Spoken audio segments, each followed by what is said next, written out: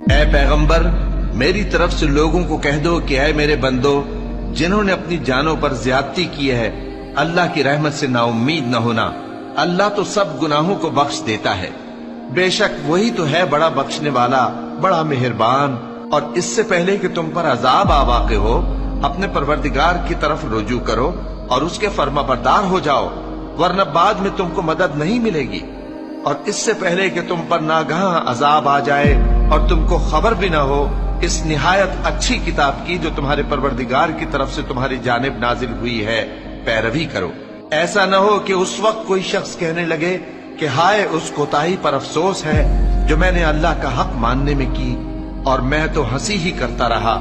یا یہ کہنے لگے کہ اگر اللہ مجھ کو ہدایت دیتا تو میں بھی پرہیزگاروں میں ہوتا، یا جب عذاب دیکھ لے تو کہنے لگے کہ اگر مجھے پھر ایک دفعہ دنیا میں جانا ہو تو میں نیکوکاروں میں ہو جاؤں۔